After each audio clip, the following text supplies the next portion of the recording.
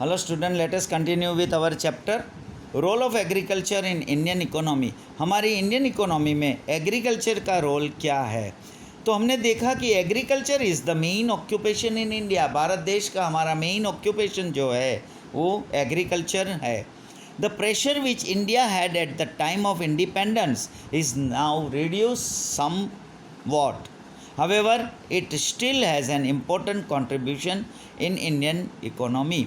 जो हमारा इंडिपेंडेंस के टाइम पे जो पोजीशन था, जो इंडिया के ऊपर प्रेशर था, वो हमने कुछ हद तक कम किया, लेकिन फिर भी हमारा इंडियन इकोनॉमी में इसका कंट्रीब्यूशन जो है वो इम्पोर्टेंट है। It provides employment to about 1/2 of the population of the country. हमारी इकोनॉमी में एग्रीकल्चर का जो रोल है, जिसमें हमारा कंट्री का जितना पॉपुलेशन है उसका 1/2 माने आधा जो है वो एग्रीकल्चर एम्प्लॉयमेंट प्रोवाइड करता है। Agriculture holds about 17% of the total gross domestic production. GDP में हमारा एग्रीकल्चर का 17% का योगदान है। Paddy, wheat, oil seeds, cotton, jute, sugar cane, tobacco, potatoes are major agricultural products of India. ये हमारे इंडिया का मेजर एग्रीकल्चरल प्रोडक्ट है। Much foreign exchange is earn from their export. इसको हम एक्सपोर्ट करके बहुत सारे फॉरेन एक्सचेंज को अर्न कर सकते हैं। India rank second in the world in agrarian production. Agrarian production में विश्व में भारत सेकंड नंबर पे है। Industries like cotton, textile, sugar, paper, oil, etc., as well as the industries regarding the food processing get their raw material from agricultural products only। जो industries है हमारी cotton, textile, sugar, ये सब जो भी industries है फूड प्रोसेसिंग, ये इसमें जो भी रॉ मटेरियल यूज़ करते हैं वो एग्रीकल्चरल प्रोडक्ट से ही आता है। Agricultural provides food to the people of India. Agriculture जो है हमारे इंडिया के पीपल का फूड प्रोवाइड करता है।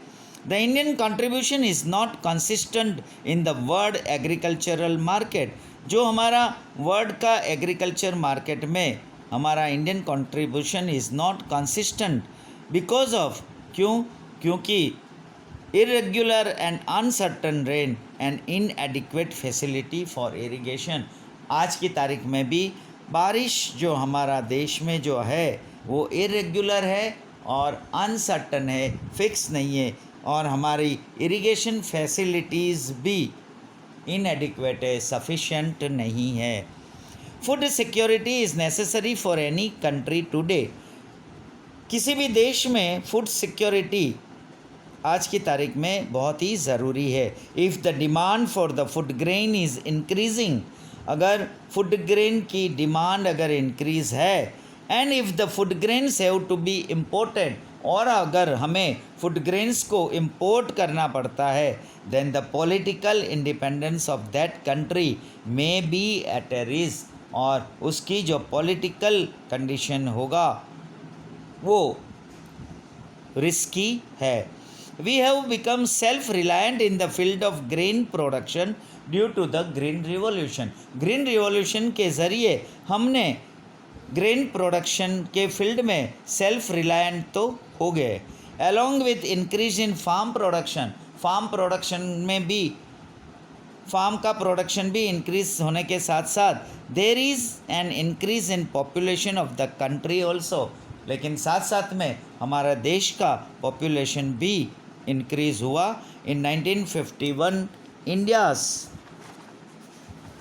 Population was at 36 crore 10 lakhs which today is more than 125 crore. जो कंपैरिजन में हमारा जो पॉपुलेशन था वो आज इतना बढ़ गया है। This is increase the demand for food grains, जिसकी वजह से हमारी फूड ग्रेन्स की डिमांड बढ़ी है। However there has been an increase in the production of food grains in our country during last 5 years। 5 years में हमने फूड ग्रेन्स का प्रोडक्शन इंक्रीज़ किया है। In 1950-51 India had produce 51 crore यहाँ जो पैराग्राफ में दिया गया है, जो उस साल का कितना करोड़ टन्स का प्रोड्यूस होता था, जो 2013-14 में कितना करोड़ टन्स रिकॉर्ड हुआ, इंक्रीज़ हुआ, ये बताया गया है. So I am not repeating. The minimum requirement of the country can be fulfilled. It is necessary to maintain buffer stock and to increase it. By the buffer stock of the grains, the scarcity of the grains can be prevented during droughts or in case of inadequate production of the food grains. हमें जो भी food grains का production बढ़ा है तो हमें उसका buffer stock हमें स्टोर करके रखना है, ताकि कभी भी हमारे देश में ऐसी कोई परिस्थिति आए तब ये फूड ग्रेन्स की हमें स्केर्सिटी महसूस ना हो. Wastage of food grains can be prevented by implementing the techniques to preserve the grains in warehouses. The hunger of thousands of families can be satisfied if this buffer stock is distributed among them free of charge. हमारा बहुत सारा food जो हम waste करते हैं, जो waste वाला अगर हम उसको बचा सकते हैं तो बहुत सारे हज़ारों फैमिली जो है जो भूख से मर जाते हैं, तो हम उसको फ्री डिस्ट्रीब्यूट करके उसकी भूख को सेटिस्फाइड कर सकते हैं. It is a strong necessity of the time to stop the wastage of food grains. और अभी ये समय है कि हमें ये फूड ग्रेन्स का वेस्टेज को रोकना चाहिए. It is necessary to strengthen food stocking and the arrangement to conserve it. उसको बचाना ज़रूरी है. It is good beginning that government has made provisions to supply the food grains up to the poor people through the Food Security Act. Food Security Act के ज़रिए अभी हमारे सरकार ने ऐसी अच्छी इनिशिएट लिया है, गुड बिगिनिंग किया है, ताकि ये ऐसा फूड ग्रेन्स का जो सप्लाई है उसको प्रोविज़न में रखा है पुअर्स पीपल के लिए. Now impact of globalisation on Indian agriculture. Indian agriculture में जो ग्लोबलाइजेशन हुआ उसका असर क्या पड़ा विश्व में. तो the policy of globalisation has been implemented with the purpose that the Indian farmer can sell his farm products in the world market and earn profit. Globalisation का जो मीनिंग है और उसका जो इम्प्लीमेंट है, उसका पर्पज़ ये था कि जो इंडियन फार्मर्स है वो अपना फार्म प्रोडक्ट्स विश्व की मार्केट में बेच सके और प्रॉफिट कमा सके. Many changes took place in the agriculture field due to globalisation. Globalisation की वजह से बहुत सारे ऐसे चेंजेस हुए. द प्रोसेस टू एक्सपोर्ट और import crop production is made very simple. Import और एक्सपोर्ट का जो प्रोसीजर है, प्रोसेस जो है वो बहुत ही सिंपल हुआ. Cotton, chillies and til are now available in Chinese markets. Chinese market में ये तीनों चीज़ मिलने लगी. And various fruits from world, और विश्व के और सारे कंट्रीज से हमें फ्रूट्स जो है वो हमारी इंडियन मार्केट में आने लगा. The costly genetically modified BT seeds sold by the multinational companies are now available in India. ये भी इंडिया में अवेलेबल हो गया. Due to this farming has become costly. इनकी वजह से हमारा फार्मिंग कॉस्टली हो गया. The production of cotton and maize has increase. हमारा कॉटन और मेज़ का प्रोडक्शन इंक्रीज़ हुआ. With the import becoming smoother, जो हमारा इम्पोर्ट का प्रोसेस था वो थोड़ा स्मूथ हो गया. The domestic farm products have to face tough competition. जो हमारा डोमेस्टिक फार्म प्रोडक्ट्स था उसमें कंपटीशन फेस करना पड़ा, टफ कंपटीशन फेस करना पड़ रहा है.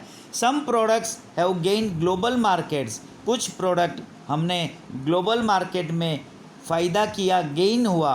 Hence the necessary of registration for their patterns. और इसके लिए पैटर्न को रजिस्ट्रेशन करना ज़रूरी हुआ. It is necessary to register qualitative farm products as national patent in the world market. World market में ये क्वालिटी फार्म प्रोडक्ट्स का रजिस्टर करना ज़रूरी हो गया. To face the competition in agriculture production products in global market में, विश्व के मार्केट में एग्रीकल्चर प्रोडक्ट की कंपटीशन को फेस करने के लिए India will have to adopt new technology and concentrate on quality. Bharat देश को न्यू टेक्नोलॉजी को अडॉप्ट करना पड़ेगा और क्वालिटी को इम्प्रूव करना पड़ेगा, क्वालिटी को कॉन्सेंट्रेट करना पड़ेगा। A series of plan steps will have to be taken to increase the economic prosperity and solidarity of people.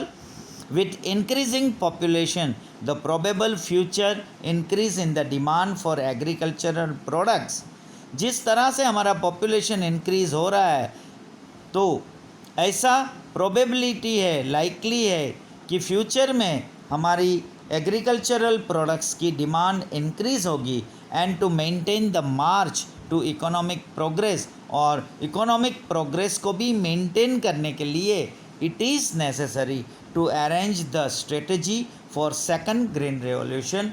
और इसके लिए हमें ये सेकंड ग्रीन रेवोल्यूशन के लिए प्लान करना पड़ेगा, प्लान करना ज़रूरी होगा। So here we have completed our important chapter number 10 agriculture. Write down question answers given below the chapters, as you know that this chapter is very very important from the examination point of view. Board exams में इसका weightage ज़्यादा है। So please learn, write this chapter carefully, and if you have any doubt please call me. Thank you.